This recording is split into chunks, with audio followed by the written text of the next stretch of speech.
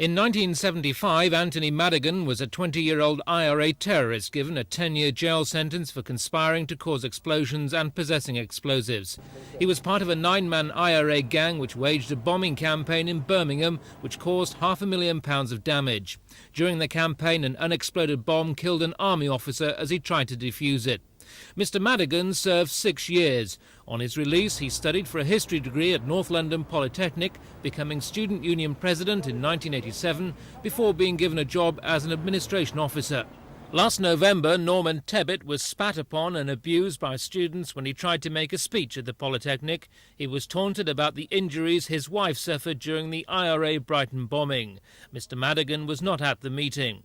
Today, the Polytechnic director attacked Mr Tebbit for bringing up Anthony Madigan's criminal past. He said Mr Madigan, who declined to be interviewed, had renounced his terrorist past.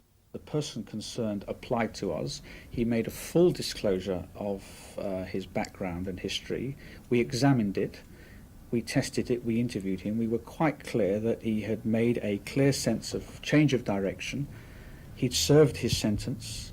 He'd come out. He wanted to make a new career for himself. I believe all employers have an obligation when they make that judgment about somebody to give them a chance. And everything since we've employed him bears out the fact that we made the right decision.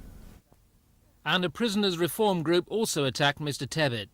Under the circumstances, Mr Tebbit's own personal feelings are entirely understandable, but that doesn't make it right to argue people should be refused jobs on the grounds of crimes they committed many years ago and for which they've long since paid the penalty. Indeed, if we're trying to prevent serious crime, that attitude is counterproductive because it's more likely to lead ex-offenders into re-offending than to divert them from crime in the future.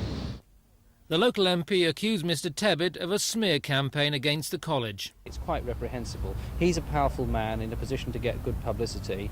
The individual concerned and the college are not in the same position, and he's just really attacking them.